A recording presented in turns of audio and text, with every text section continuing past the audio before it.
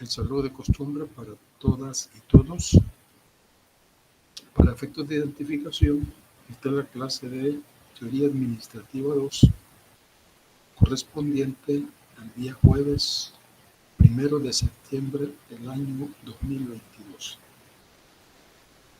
Estamos desarrollando el área general de la dirección y dentro de ella ya habíamos empezado con sus componentes, con las generalidades, con su importancia y por supuesto los temas principales que se tienen que manejar en el área de la dirección cuando tratamos de hacer realidad todo aquello que se había previsto, planeado, organizado e integrado.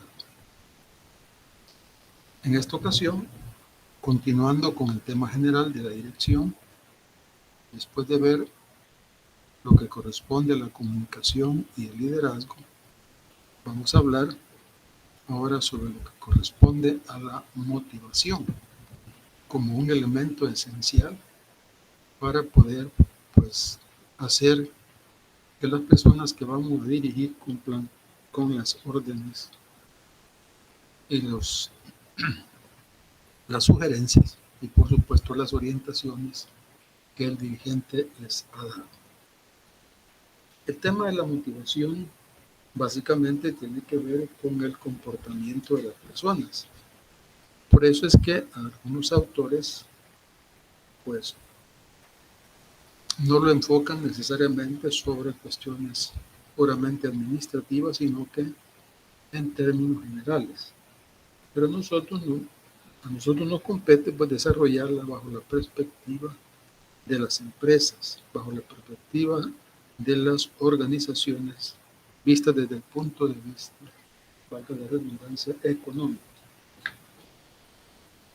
Bien, entonces el programa nos pide básicamente tres cosas.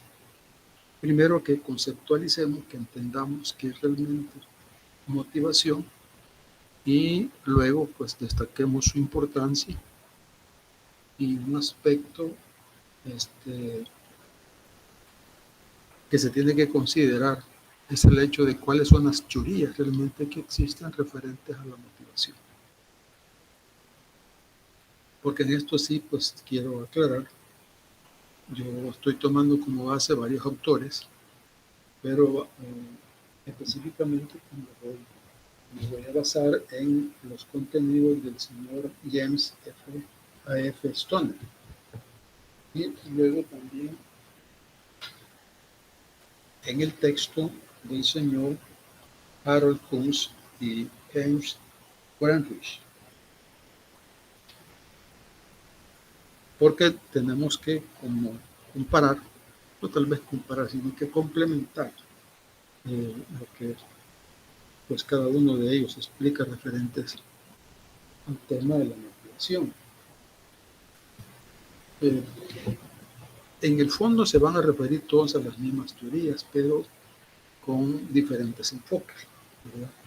En tanto que Stoner nos da, diríamos, como una clasificación. Harold Kunz únicamente nos va haciendo una narrativa de todas las teorías sin ubicarlas en bajo ninguna perspectiva del tiempo, que es como lo plantea Stoner. Bien, entrando al tema, diremos que primero tenemos que saber qué es lo que realmente significa motivación, porque muchas veces este término se confunde. Digo se confunde, yo parece que lo expliqué en los clases anteriores, que se confunde por el hecho de que a veces consideramos como motivación lo que simplemente es una satisfacción. Entonces tenemos que al final llegar a esa situación particular. Entonces, ¿qué debemos entender por motivación? Vamos a dar algunas definiciones de algunos autores. Realmente aquí lo que nos interesa es destacar aquellas palabras claras o elementos esenciales dentro de las definiciones. Por ejemplo, el autor Cons dice que la motivación es un término genérico que se aplica a una amplia serie de impulsos, deseos, necesidades, anhelos y fuerzas similares. Entonces, él agrega decir que los administradores motivan a sus subordinados, es decir, que realizan cosas con las que esperan satisfacer esos impulsos y deseos e inducir a los mismos a actuar de determinada manera. Entonces, aquí tenemos que diferenciar, no se trata de manejar a las personas, se trata simplemente de destacar y tomar en cuenta su interioridad para sacar lo mejor de ellas y así lograr que se alcancen objetivos específicamente organizacionales. Por eso es que otro autor señalaba por ahí que para motivar a alguien debemos conocerlo, saber qué le gusta y qué le disgusta, cuáles son sus metas y hasta cierto punto preguntarle muchas veces si tiene temores de que huye, porque solo así pues vamos a poder ir al encuentro de sus deseos y ayudarle pues a evitar todo aquello a lo que le teme.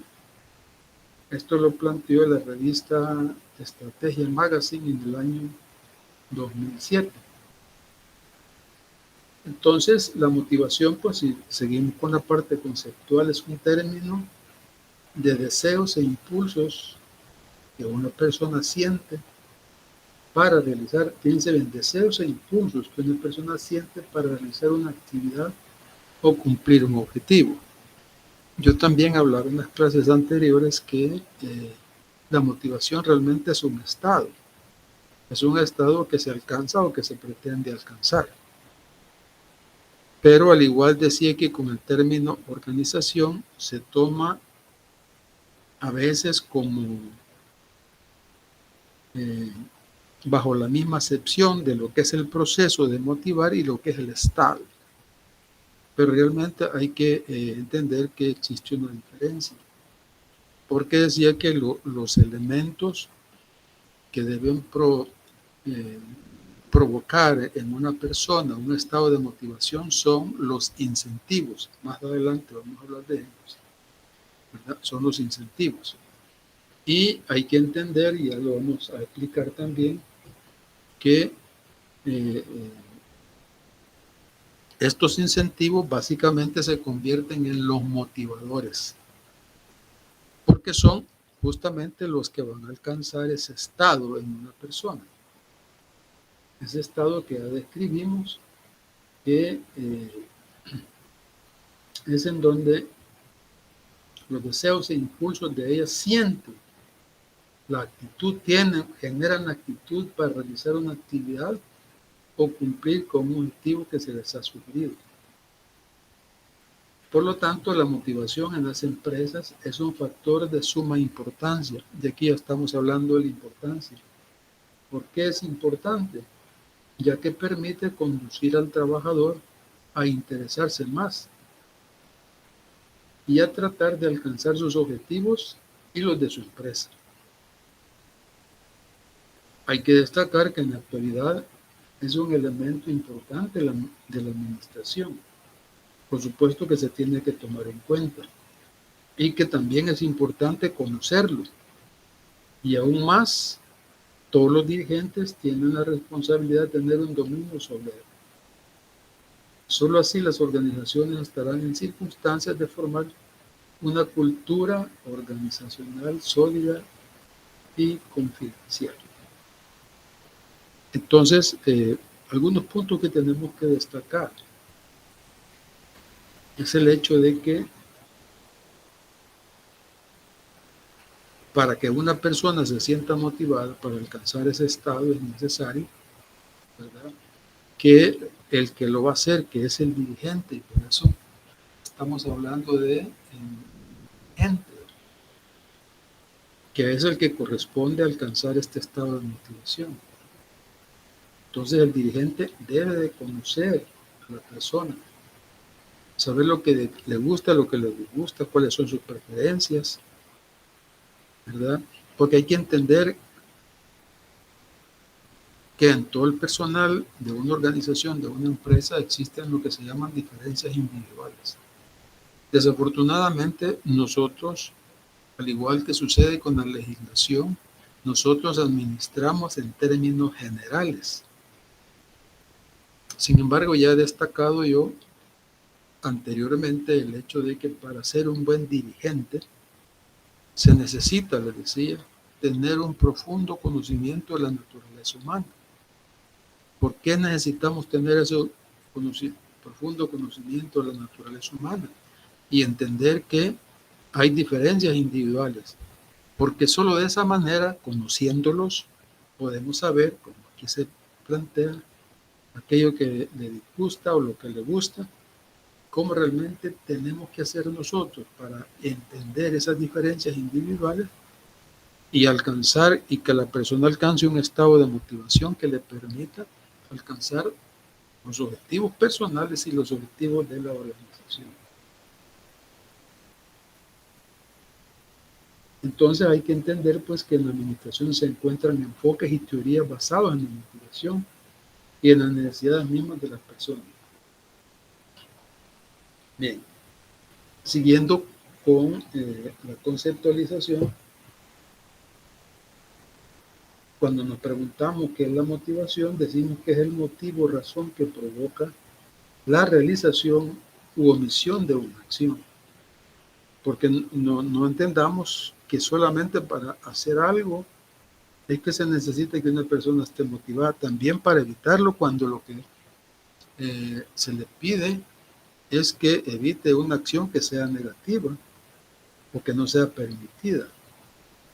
Se trata pues, y como ya lo hemos destacado, de ese componente psicológico que orienta, mantiene y determina la conducta de una persona. La palabra motivación se forma con la palabra latino motivus, que significa movimiento, y el sufijo sion, que básicamente pues significa acción o efecto. Entonces, repitiendo, la palabra pues motivación viene del latín motivus, que significa movimiento, y el sufijo sion, que significa acción o efecto. Entonces, podemos decir pues que la motivación es una actitud que tiene que ser continuada en el tiempo con el propósito de satisfacer una necesidad o un objetivo. La motivación es algo que puede ayudar a cualquier individuo a mantenerse en acción, lograr los procesos necesarios e implementar las acciones pertinentes para conseguirlo. Entonces, la motivación es algo que puede ayudar a cualquier individuo a lograr procesos necesarios e implementar las acciones, a fin de lograr pues objetivos o saciar una necesidad. Difícilmente, como este es un estado que pertenece al área de la psiquis de la persona, al área de la psicología, entonces nosotros no podemos ver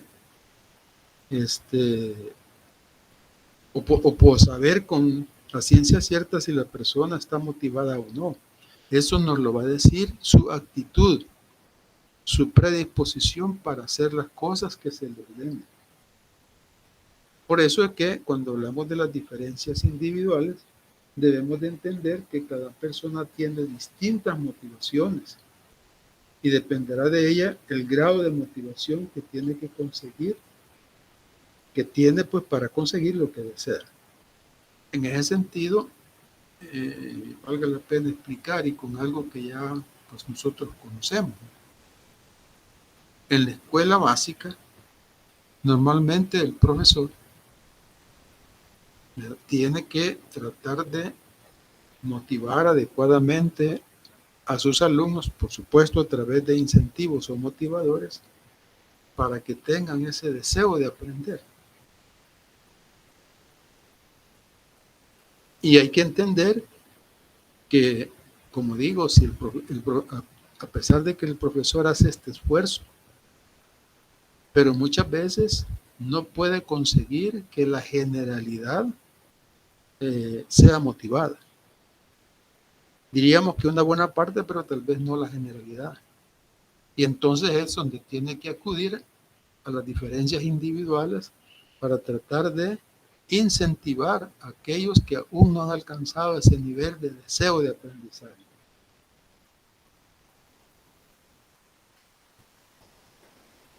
Y hablamos también en el caso de un atleta que quiere participar en los Juegos Olímpicos.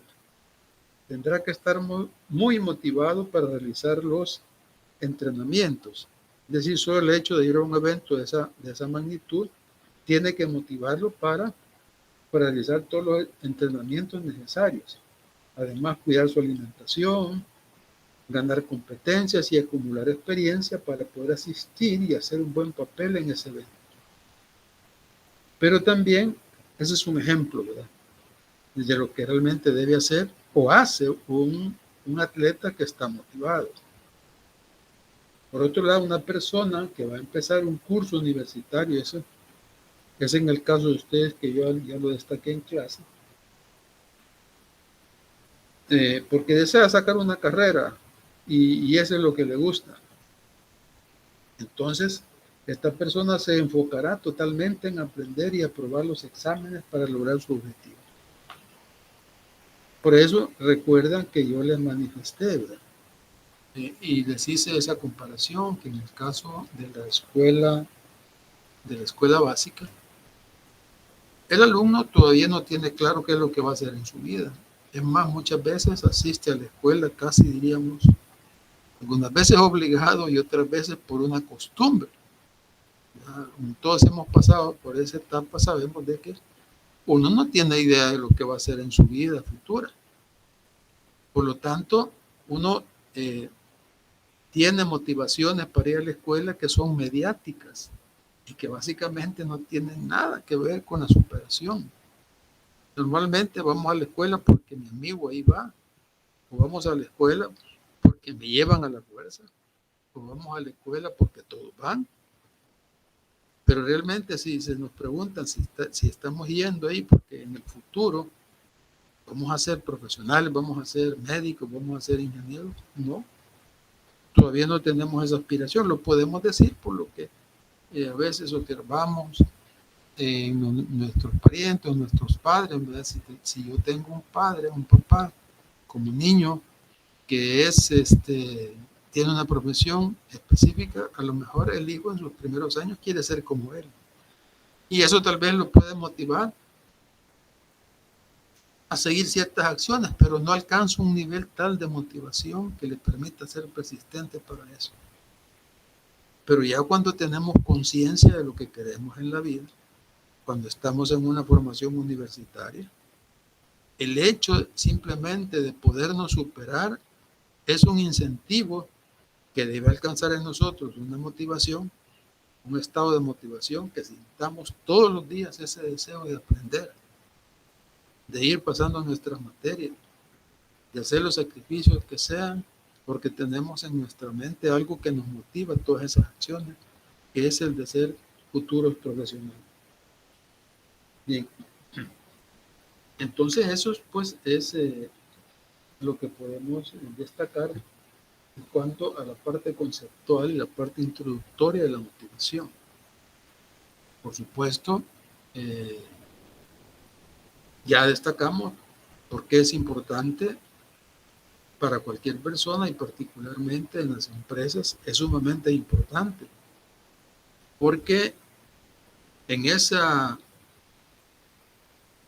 creación de todos los fenómenos administrativos que se generan alrededor de la dirección, realmente para hacer que otros hagan, que es lo que compete pues a los dirigentes, a los administradores, a todos jefes, para hacer que otros hagan, se necesita no solamente dar una orden y que sepamos teóricamente que esa orden merece una respuesta, primero de hacer algo y después de informar que aquello ya se hizo. Pero es que no es simplemente lo que la teoría dice, sino que para nosotros estar seguros de que una persona a quien le damos una orden a un subordinado la va a cumplir, sabemos que por la parte formal está obligado a cumplirla, pero realmente estará motivado para hacerlo. Porque cuando una persona llega a un trabajo, normalmente va motivado por el salario, va motivado por un estatus, va motivado por tener un trabajo. Que digamos, en el caso nuestro y dentro de nuestra propia realidad, yo creo que solo el hecho de tener un trabajo puede ser suficiente motivación para una persona. ¿Por qué razón? Porque los trabajos son escasos. En otros países posiblemente lo que motiva más a una persona sea lo que va a ganar. Posiblemente si ya tiene satisfecho un adecuado salario y sabe de que puede encontrar un trabajo como él lo necesita en cualquier momento, lo que lo va a motivar es buscar un buen ambiente laboral. Entonces aquí es donde se establecen las famosas diferencias de las que estamos hablando. Bien, como dije, estamos hablando de todos esos conceptos que están inmersos dentro de toda esa acción, ¿verdad?, que es eminentemente psicológica, porque eso lo tenemos que entender. O sea, no hay manera de medir si una persona está motivada no únicamente a través de sus respuestas, a través de sus acciones. Bien, vamos a hablar ahora un poco de los motivadores. Porque ahí dijimos, la motivación es un estado que se alcanza y eso es lo que pretende todo dirigente. Pero ¿qué es lo que usa todo dirigente? Ya dije, sistema de incentivos o motivadores, que es lo mismo. Entonces los motivadores son cosas que inducen a un individuo a alcanzar un alto desempeño. Son cosas, acciones, programas que inducen a una persona a hacer una cosa de la mejor manera posible. Mientras que las motivaciones o la motivación son reflejos de deseos, ¿verdad? Y los motivadores son recompensas o incentivos ya identificados que intensifican el impulso a satisfacer esos deseos. Y son también los medios por los cuales es posible conciliar necesidades contrapuestas o destacar una necesidad para darle prioridad sobre otra.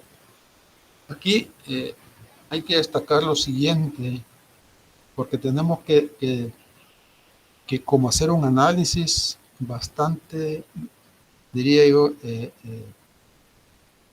bastante profundo de cómo es que se genera la motivación. Normalmente, dicen algunos autores, la motivación es producto de una necesidad o de varias necesidades.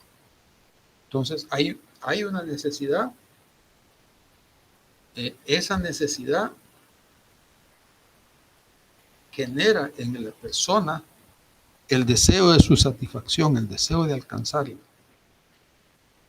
Cuando está en esa situación de tener ese deseo de alcanzarla, a eso se le llama motivación.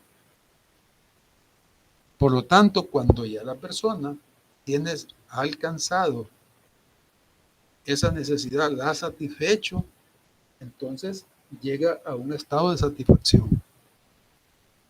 Entonces, ese estado anterior que lo motivaba a actuar tiende a no a desaparecer totalmente, pero a disminuirse.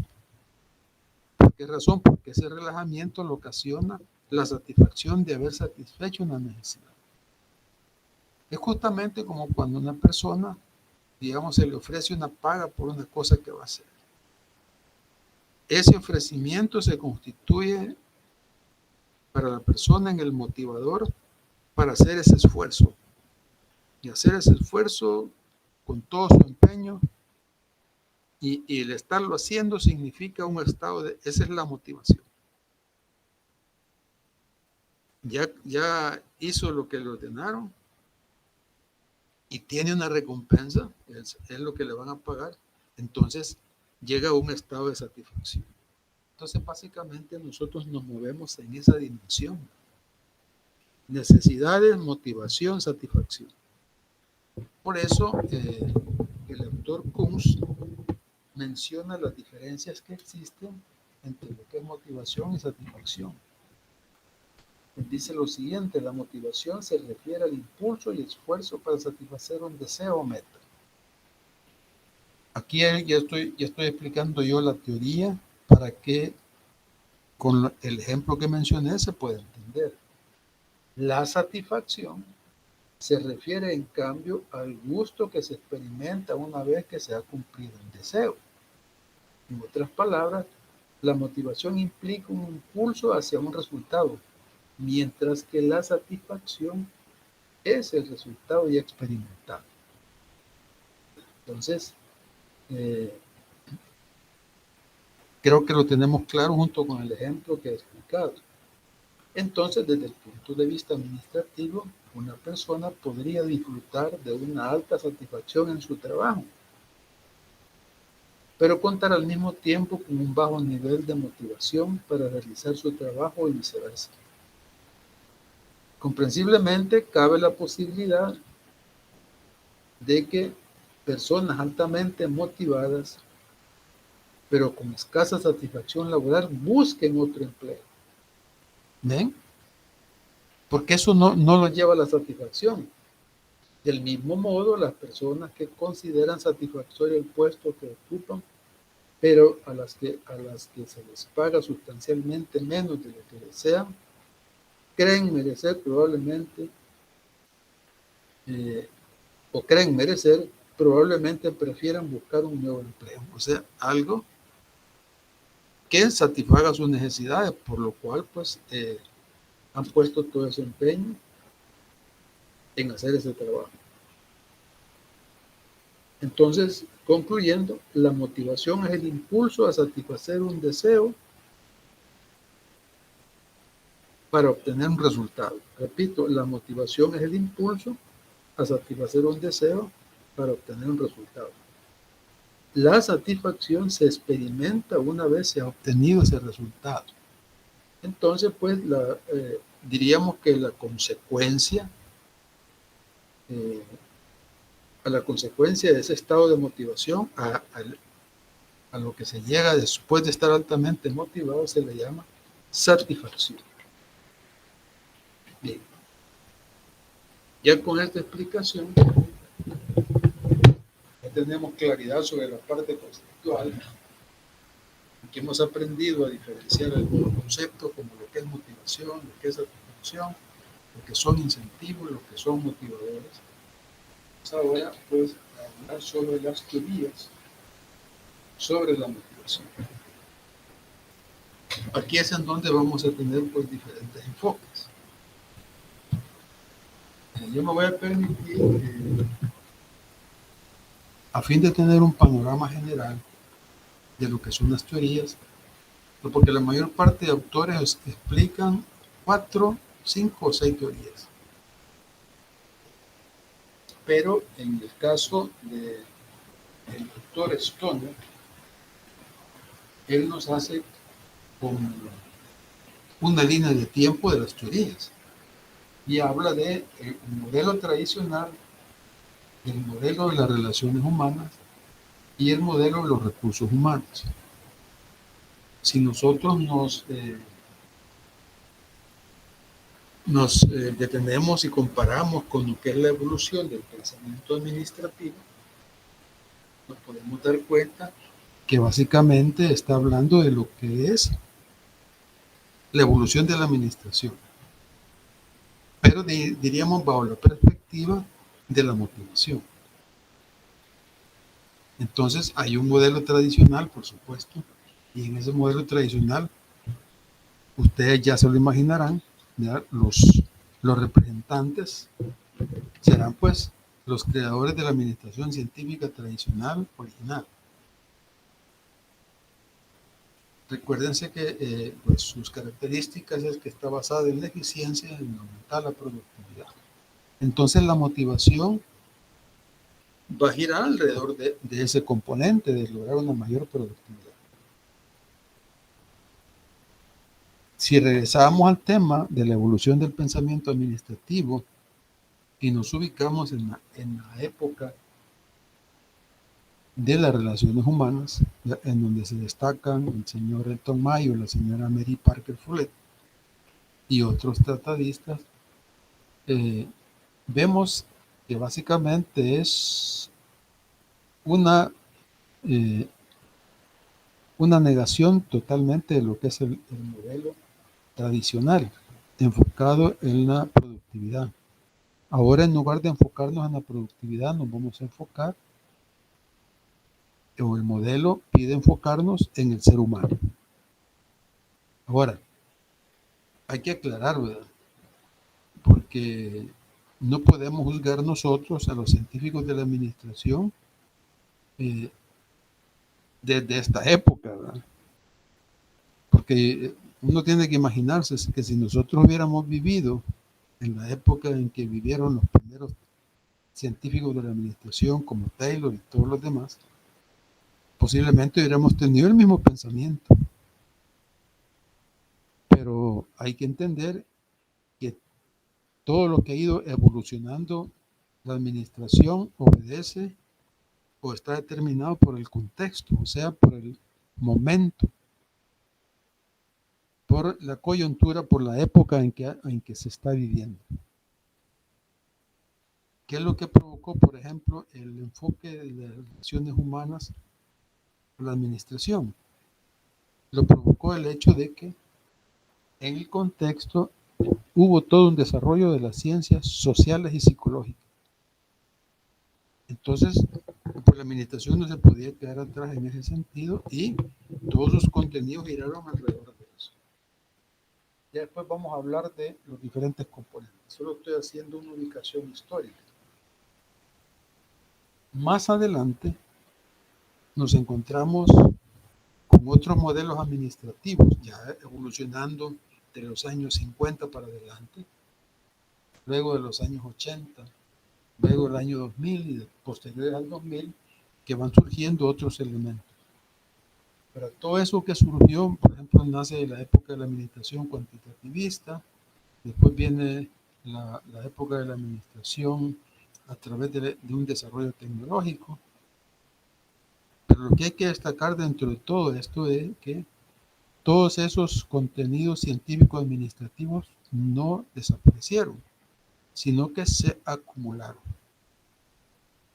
Porque no podemos negar que en la actualidad hay empresas que se siguen dirigiendo, que se siguen administrando bajo los modelos taylorianos.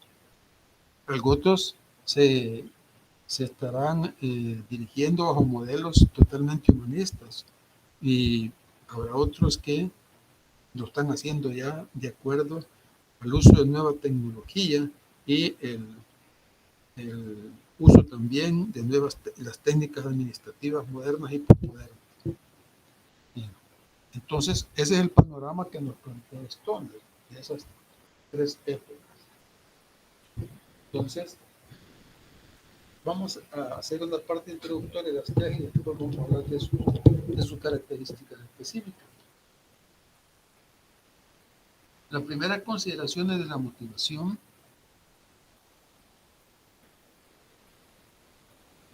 Se parecían en que trataron de construir un único modelo de motivación que podría aplicarse a cualquier trabajador en cualquier situación. Sin embargo, el modelo de las relaciones humanas y el modelo de los recursos humanos presentaron una perspectiva diferente de los seres humanos. En el modelo tradicional, que está asociado, pues, como ustedes se podrán imaginar, con el señor Frederick Taylor y a la administración científica. Los administradores determinaron la manera más eficiente para realizar actividades repetitivas y entonces motivar a los trabajadores con un sistema de incentivos, oigan bien, en efectivo, o sea, pues motivándolos con dinero. Es decir, que mientras más producen los trabajadores, ganan más dinero. El supuesto fundamental era que los administradores comprendían mejor al trabajador que comprendían mejor el trabajo que los trabajadores, quienes eran esencialmente, según el criterio de ellos, decanados y se les podía motivar solo con dinero. A principios el modelo se parecía al trabajo, se parecía mucho al trabajo, la producción se incrementó en muchas situaciones. Sin embargo, con la eficiencia mejorada se necesitaban pocos trabajadores para labores muy específicas. Los administradores tendieron a reducir el monto de los incentivos en efectivo y los despidos se hicieron comunes. Esto surgió con la época, porque recordemos que en la administración científica tradicional, paralelamente a la revolución industrial, hubo también un desarrollo de los inventos. En esa época nació la máquina de vapor, nacieron otros sistemas de energía, etc. Entonces el modelo pues, de Taylor empezó a fallar a medida que los trabajadores empezaron a exigir seguridad en el trabajo sobre los incrementos mínimos y temporales de los salarios. Recuérdense que algunos aspectos que se destacan en la revolución industrial son justamente las demandas de los trabajadores. Por eso es que los sindicatos celebran mucho el tema de la revolución industrial, porque fue a raíz de todos esos movimientos en que, por supuesto, hicieron huelgas y se levantaron los trabajadores que alcanzaron mejores prestaciones, pero igualmente murió mucha gente. Entonces, porque ya ese sistema de incentivar a los trabajadores ya no funcionaba.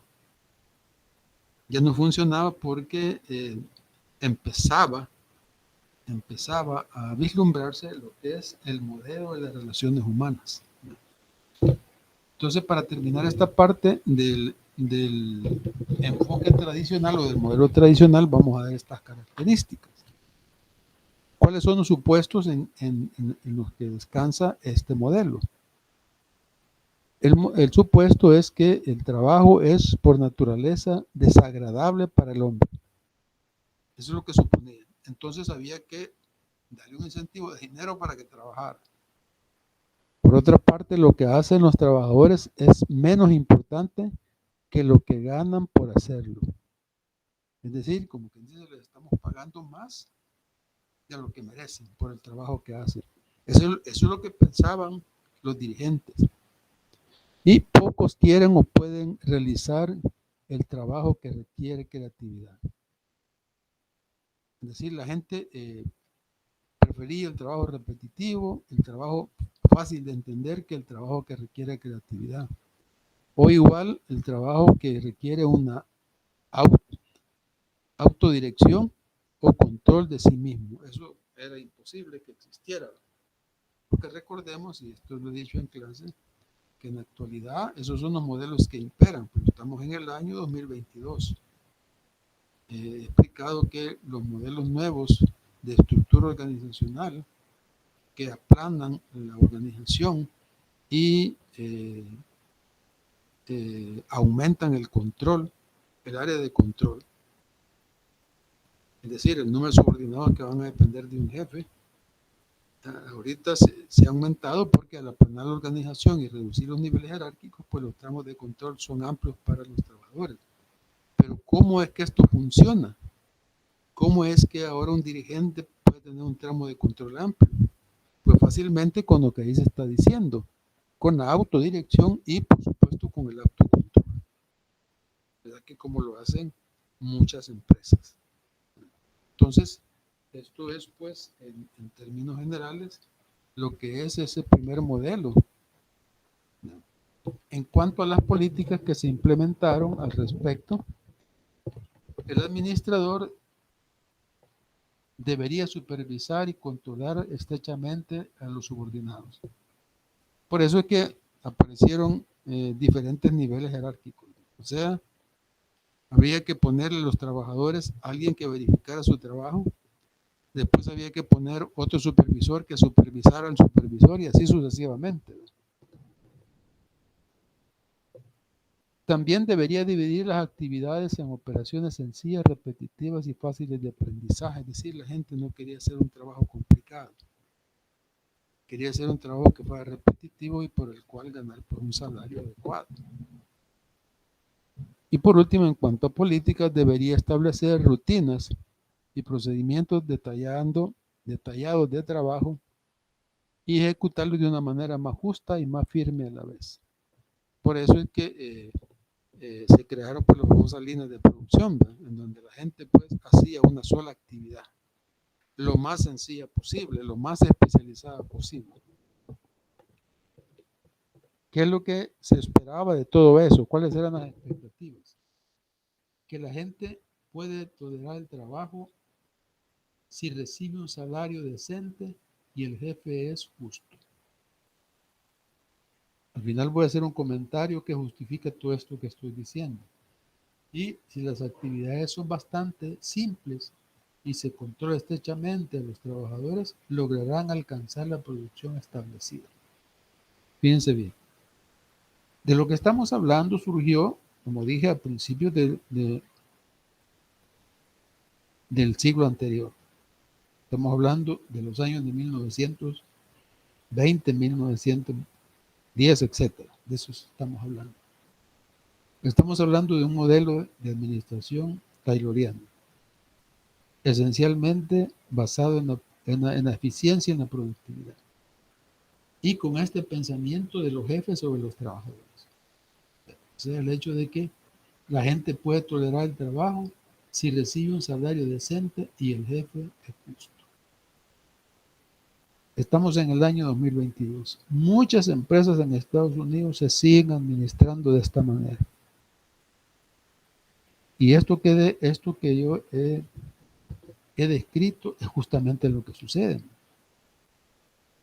Justamente lo que sucede. Sino que les comenten sus parientes que trabajan en Estados Unidos cómo es el sistema de trabajo allá. Yo se los puedo describir. Empresas que trabajan 24 horas, 365 días al año.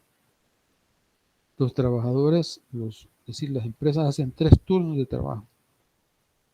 El primer turno a las 7 de la mañana, a las 3:30 de la tarde, el segundo turno de las 3 a las 11:30 y el último de las 11 a las 7:30 de la mañana.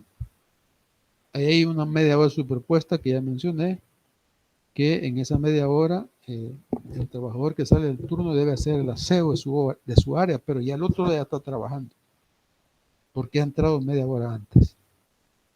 ¿Cuál es el ritmo de trabajo? Trabajar a la mayor velocidad posible, 2 horas. Fíjense bien cómo son los turnos. 2 horas. 2 horas, sí, a la mayor velocidad posible. Después de 2 horas, suena una alarma, paro 10 minutos de descanso. Después de eso, otras 2 horas a la máxima velocidad. Suena la alarma, media hora para salir a comer. Que esa media hora no se la pagan.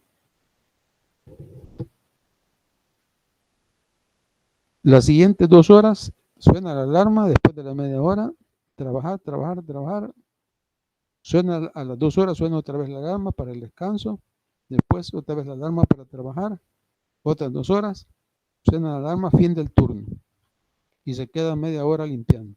Y ese es el ritmo de trabajo. Esto es lo que acabamos de describir. Ese es el modelo tradicional.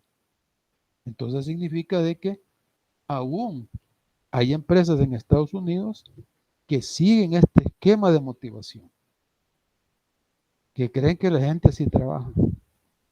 Alguien me dirá, ¿y por qué siguen con esos esquemas sabiendo que ya estamos en el año 2000, en el año 2022? Pues simplemente porque las empresas esperan sus resultados. Y si eso les está dando resultado, lo continuarán haciendo más tiempo. Ahora hay que entender que no todas las empresas, no estoy diciendo que el 100% de empresas trabajan así. Por supuesto, hay empresas que están utilizando modelos de administración acordes a la época, ¿no?